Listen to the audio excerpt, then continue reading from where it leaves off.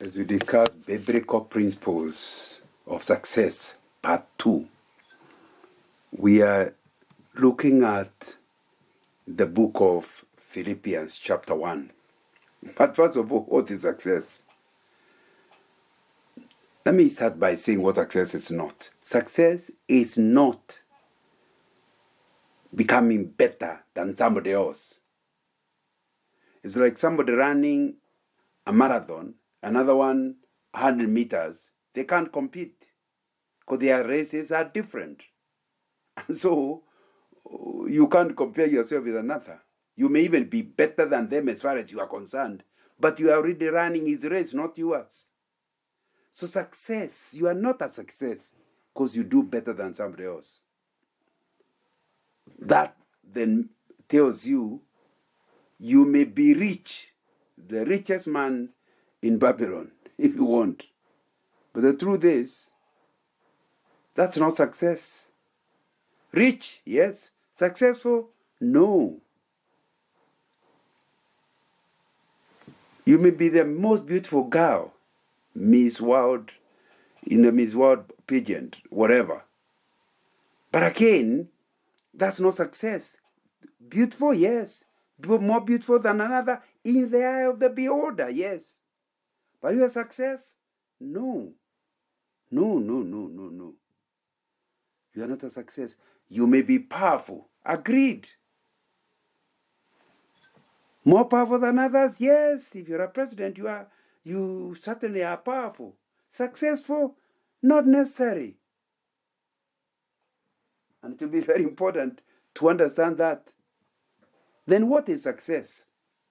Success is simply being what God created you to be to the very best. Put it differently, success is realizing your full, not the word full, potential. What's success? Success is being fully what God created you to be. Success is meeting the need in the world you were created to meet.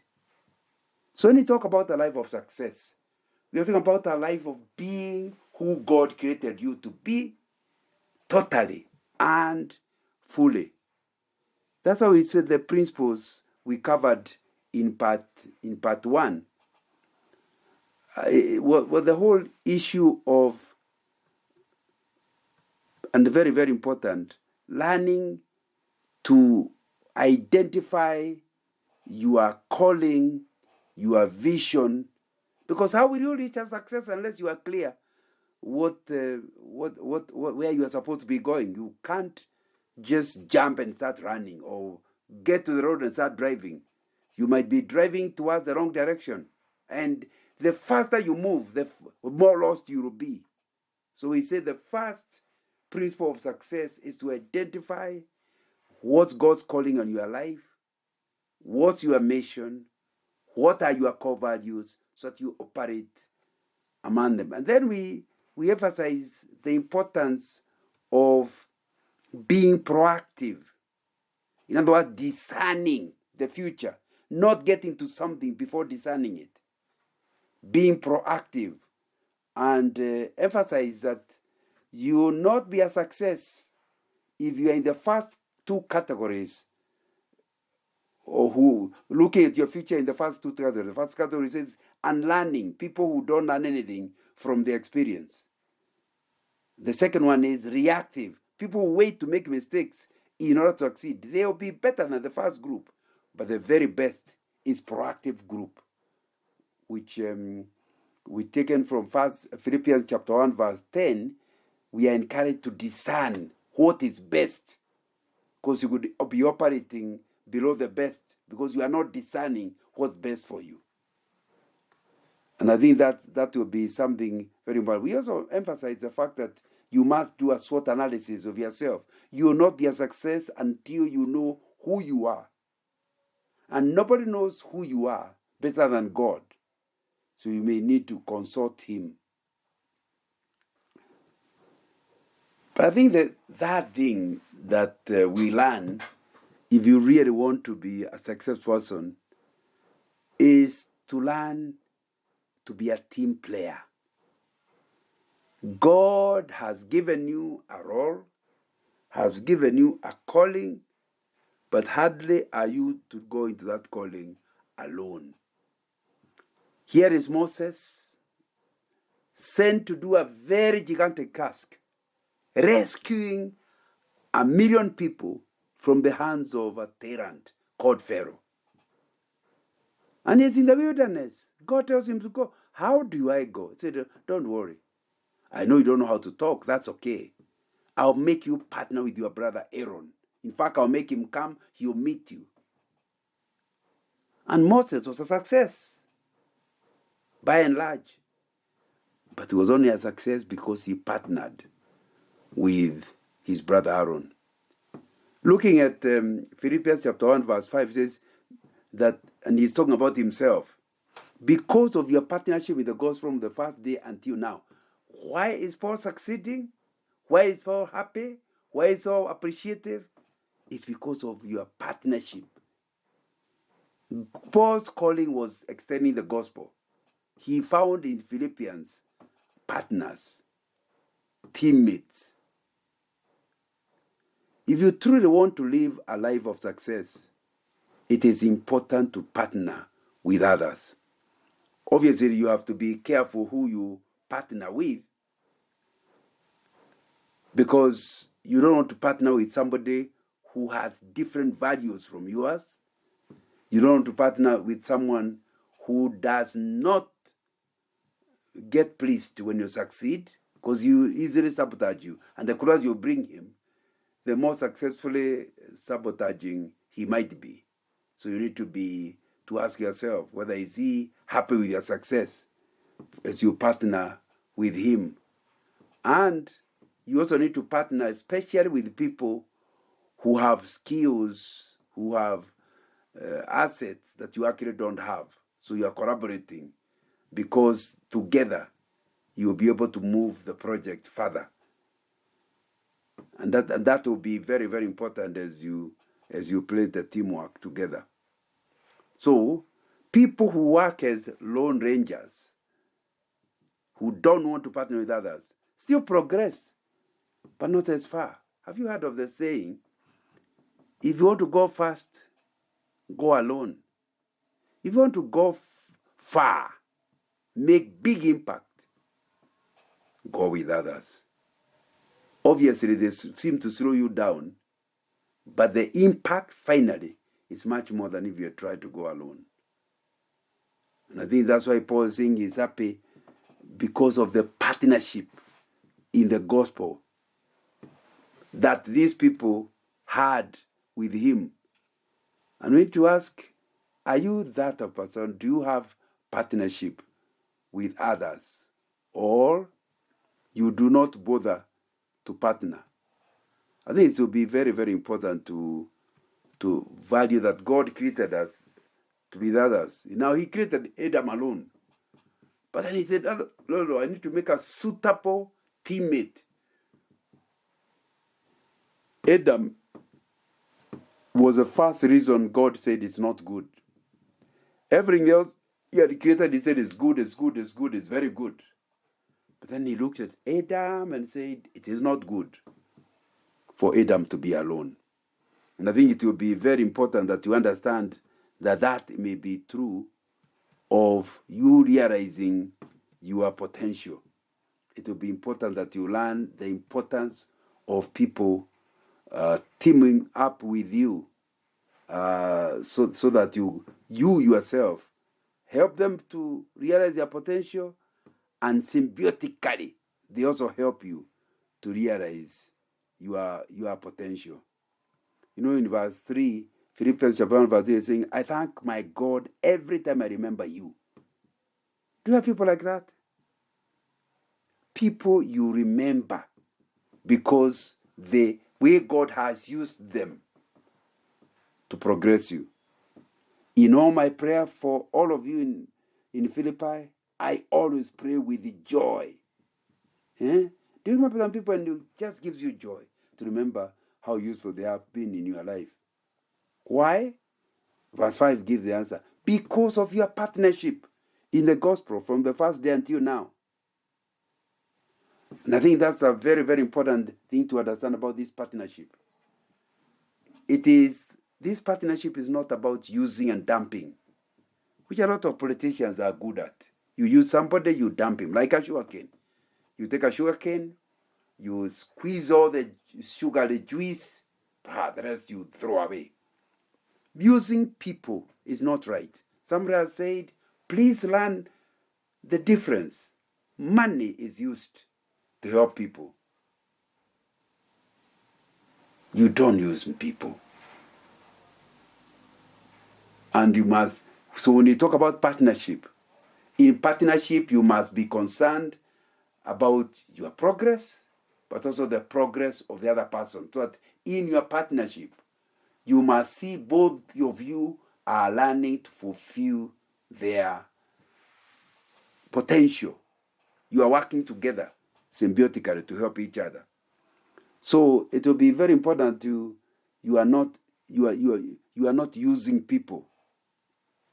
Use money to serve people.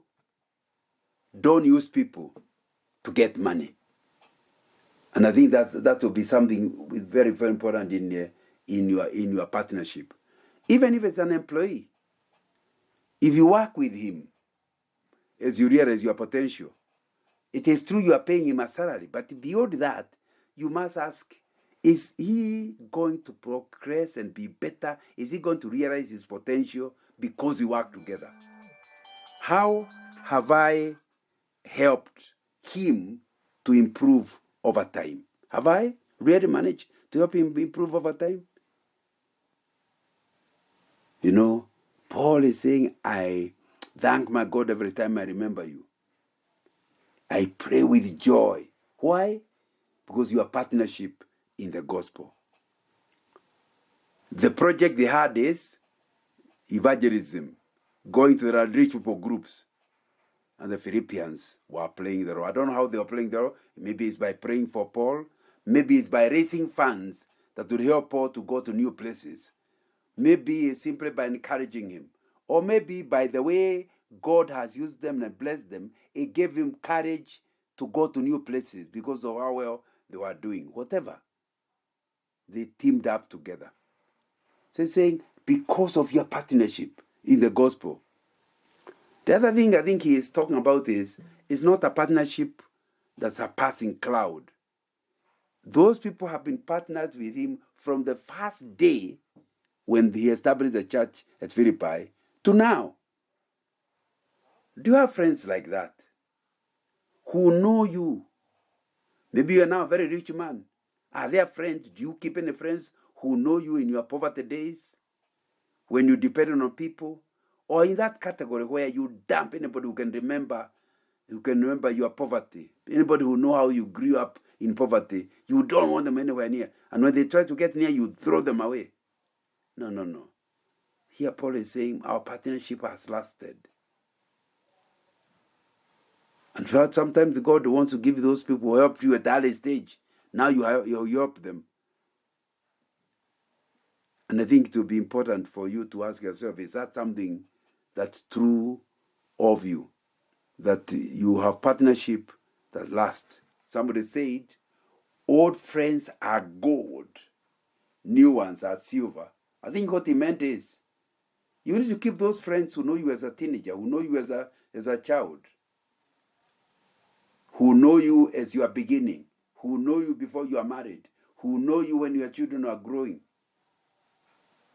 Because now in old age, they can challenge you about when you are changing badly. They can challenge you about moving away from your mission and calling. They can challenge you the way the current one who has just met you cannot. This partnership is not just touch and go, therefore. It's a long-term being on from the beginning until now, Paul says. So I think what we are learning here is that if you want to succeed, pray to God that he gives you people who are interested in your success and who can work with you. And they'll benefit as you benefit. Here, the term they use in management is called synergy. where when we work together, we get bigger results than when you work separated from me. But I think that's a very, very important thing for us to understand. So whenever it is you are carrying out something that you feel God has called you to go into, find out who is God giving you to work and walk with you. Sometimes the people He's giving you may not be very helpful as far as you are concerned. Have you heard of this saying from motivational speakers? If somebody is going nowhere, dump him. Now, maybe God has sent you to him as part of your calling to help him so that he can at least, he may not be very productive, but you'll be more productive than he currently is. So if everybody dumps anybody who doesn't seem to be going anywhere, who will help him? The world will be less because this particular person got nobody to help him to go places. So part of this partnership will be with people who seem to be draining you. But you have others who are enriching you. I keep telling people, you need 3 friends, minimum. 1, better than you in the things you of your calling. Another one, not as good, so he is draining you. And that one, who is just like you, a peer, what I call a peer. And in that group of 3, you will be giving, you will be receiving, and you'll be challenged. I think that is something that will be very, very important. I think the other thing I hear as the fourth principle of success, if you want to succeed God's way, is in verse 9. And this is my prayer, that your love may abound more and more in knowledge and depth of insight.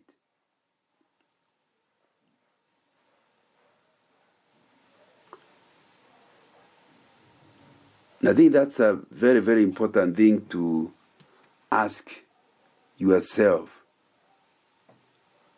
This is avoid arrival mentality. Avoid arrival mentality. And when I talk about avoid arrival mentality, we are talking about when you feel you have achieved what you wanted, and you have achieved it so early. For example, there are this talk of people that work so that you retire by the age of 40. Here, the assumption is the reason you work is to make money. So if you have made enough at the age of 40, retire. Retire to do what? I think the assumption they're having is that where you are working, you don't enjoy what you are doing, and it's not within your calling. With God's help, you can work within your calling, so you don't even want to retire. You want to continue, because what you are doing is not only giving you money, it's also serving God in what you are doing. So if you just feel like you have arrived at the age of 40 and you're going to live until 100, most of your life will be wasted, because you'll be 60 years of wasted life. And if you remove the first 20 when you are in your father's house, your life will have only contributed to society for 20 years. So the arrival mentality, where you feel that you have achieved what you wanted to achieve, I think it's a very dangerous thing. Something you wish that nobody gets tempted to go. But Paul is saying his prayer for these people, for their success, is that their love may abound more and more. Now does not feel have arrived, but keep increasing. And they are increasing in knowledge, they are increasing in depth of insight, so that you may be able to discern. That discernment, which we talked about, being proactive, is only possible when you avoid this arrival mentality, where you are continuing to serve the Lord. That's why in calling, you don't ever retire. You can retire from a job, you can retire from a career, but you cannot retire from your calling. Even in your old age, you will still be doing the things God has called you to do. Because your calling is what the impact you will make for life. So until God calls you home, you'll still be progressing your calling. So you don't have that arrival mentality. Once you have arrival mentality, one of the risks is that you will become idle. That's what we ran in 2 Samuel, I think chapter 12. David has been so successful, so successful. Every war he has won. He has expanded the kingdom. He has married and settled. He has built houses. My friend, he decided even at a time when kings go to war, why would I need to go? I already have a big kingdom. In fact, the kingdom of Israel never got any bigger than it was in the days of David. But being idle, he seems to be sleeping in the daytime. Then he wakes up and sees Bathsheba bathing naked on top of a roof. That destroyed the rest of his life. From that moment of idleness, the rest of David's life was a total mess. One scandal after another, one problem after another, until the day he died. And even by the time he's dying, there is a possibility of his sons fighting over his rulership. My friend, whoever said an idle mind is the devil's workshop meant exactly that. When you feel idle, you feel you have achieved, you feel you have arrived. You arrive before you have success. To be a successful, you must have something to live for, something to die for life. Not for a few days, but for life. That you cannot retire from. Of course, in old age, there are things you could do in earlier years which you cannot do because your body is simply not as strong or agile like before. But there are things you can do even from a hospital bed. There are things you can do even from your wheelchair. So all your life, you'll be doing something within your calling. So you'll never have the spirit of arrival, where you feel like, there's nothing else I require.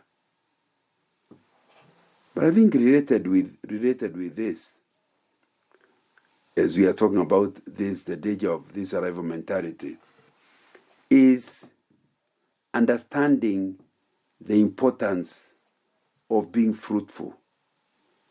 Because that's really something going to be very important. That if you are calling, like we said in part 1, has something to do with impacting others. How do I know that? Because God has no need of your service. God doesn't need you at all. God has no needs that a man can help him with. So even when we talk about serving the Lord, it's not God we serve. We serve God's people. If you pray to God for people, if you're interceding, and that's a good thing, your ministry of intercession is good, but it's not a need in God, it's a need in people. So when you talk about serving God, we mean serving God's people. When you understand that, then it means you understand your life must be other-centered rather than self-centered. And that's what you mean if you are going to be fruitful. You are going to produce something that others can enjoy. Are you aware that And I think this is very important to note, that no fruit tree ever eats its own fruit. If nobody plucks the fruit, they just drop and rot. Similarly, when you hear somebody's vision statement talking about himself, he's misplaced. Your vision is not about you. Your vision is about other people. You are not created to meet your own needs. That's too low. How much food do you need? How many clothes do you need? How many shoes? Your capacity and potential is far much bigger than you and yours. So your calling has something to do with a need in other people. So when you talk about being other-centered as a principle that will help you to succeed, it means that in the process, because you are other-centered, you will always be asking, how can my life be useful to others? Then you're asking, how can my life better improve the lot of others? What can my life do that will take away the needs of others or meet the needs of others? That means to be other-centered. And when you become other-centered, since your calling is for other people, it means you'll find it easier to succeed. The opposite of being other-centered is to be egocentric, self-centered. The moment you are egocentric and self-centered, you will move away from your calling. Your calling has something to do with others. So you end up amassing more wealth, grabbing more land, or for yourself, never asking, after I have it, so what? Getting more degrees, after I have them, so what? You don't ask yourself, what is the calling on my life? How can it benefit others? So being other-centered very simply means that you are in line with your calling and you are interested. You feel successful. You feel excited when others benefit. That's why Paul is saying, we have learned in verse 3, I thank my God every time I remember you. And remember, these are people who are not Christians. He established a brand new church and it becomes the source of his excitement. Do you get excited when people do well? That's the kind of thing that will remove your stress and help you to improve your potential, to realize your potential, to do better. And if you don't have that kind of idea, there'll be a problem. And this is my prayer, that your love may abound more in knowledge and depth of insight. This no arrival mentality. You love more and more. Being other-centered, you help people more and more. And I think that will be something very, very useful. Paul is excited that he's making impact, that he is helping others to know God and to enjoy his presence. That's what makes him happy, even when he is in chains for the gospel. It gives him, because his joy comes of, I may be in chains, but look at what the word of God is doing. Look at how they are benefiting. And then that will be very, very important. May the Lord help us to have that kind of view where we are excited by how others benefit. So, which of course proves we are other-centered rather than egocentric. Of course, the best word to use is Christocentric, because if you are Christ-centered, he will send you to others. Once you are Christ-centered, you will be other-centered. That's really all very important for a person who realize success. And you know how you realize success? You are living in joy. You are not wasting the time in depression and stress. So therefore, you are always productive. You are always helping. You are always progressing. So you will succeed more than less because of your attitude.